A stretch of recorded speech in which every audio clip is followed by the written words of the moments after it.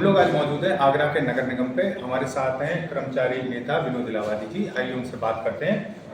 आने वाले आगामी लोकसभा चुनाव है और जल्दी होने वाली यूपी में, उसको लेके कर्मचारियों की क्या समस्या है, निकाय कर्मचारियों की, उस बारे में थोड़ा सा बताइए। निकाय कर्मचारियों की तो अपनी समस्या है कि अगर सुबह से लेकर शाम तक बताएं तो भी पूरी नहीं होंगी। और प्रदेश सरकार, केंद्र सरकार कर्मचारियों की मांगों के नाम पर एकदम गूंगी बहरी बनी हुई है। बाकी जो आम जनता है, व्यापारी हैं, उनके लिए सब कुछ दे रही है सरकार, मगर पता नहीं निकाय कर्मचारियों से क्यों नाराज है। सभी विभागों में सरकारी भर्तियां हो रही हैं, मगर निकायों में केवल आउटसोर्सिंग, ये सौतेले व्यवहार क्यों? हमें सब कुछ नहीं चाहिए, हमें चाहिए स्थायी रोजगार। पुरानी पेंशन के नाम पर रोक, अब आंदोलन हम सोचते हैं कि भाई लोकसभा चुनाव से पहले कुछ आंदोलन करेंगे ताकि हमारी सरकार मांगे पूरी करेगी। अब निकाय चुनाव से मतलब लोकसभा चुनाव से पहले इन्होंने, वैसे तो हर चुनाव से पहले 6 महीने पहले ये एस्मा लगा देती है। एस्मा लगाकर कर्मचारियों की मांगों को दबाने की कोशिश की जाती है।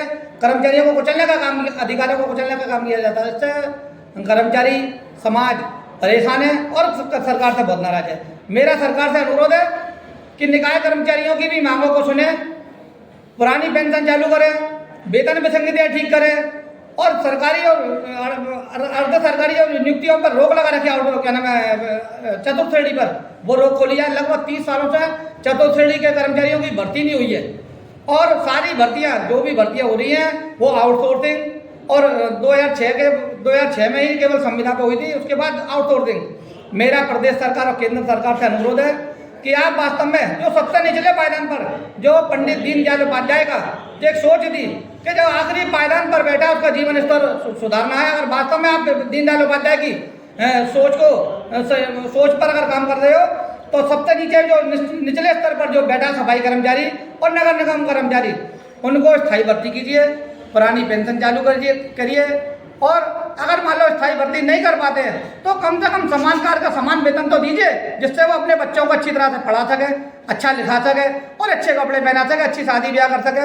और अगर कर्मचारी जो चतुर्थ श्रेणी कर्मचारी हो, जो छोटे कर्मचारी, अगर वही अपने बच्चों को पढ़ा लिखा नहीं पाएगा तो फिर क्या करेगा? तो इसलिए मेरा अनुरोध है सरकार से कि एस्मा लगाने के बजाय इनकी मांगों को पूरी करें। प्राय देखा गया है कि आपने देखा पहले प्रधानमंत्री जी ने भी अपने सफाई कर्मचारियों के पैर धोए थे और उसके बाद भी वो उनका काफ़ी सम्मान करते हैं, परंतु आप ये कह रहे हैं कि उनकी समस्याएं यूं की तू ही बनी हुई है।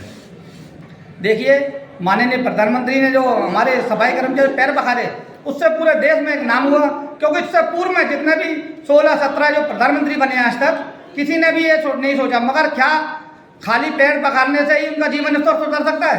नहीं।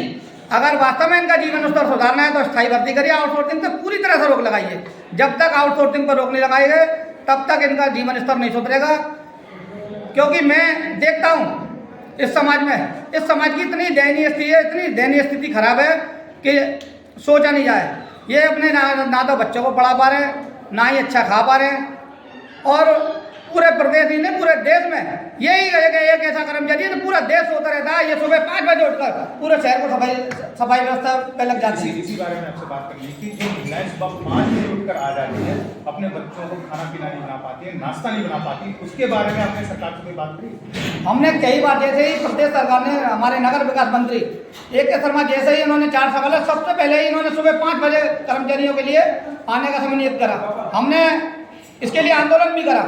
तो जब हमने आंदोलन करा तो सुबह 7 बजे का इन्होंने समय दे दिया था, मगर कहीं सुबह 7 बजे, आज भी सुबह 6 बजे हमारी महिला कर्मचारी जाती हैं काम करने के लिए, जिससे उन्हें बच्चों के लिए ना नाश्ता बना पा रही और ना ही वो अपने बच्चों को स्कूल तैयार कर पा रही हैं। इसलिए वास्तव में बच्चों का बहुत ज़्यादा बुरा हाल हो रहा है।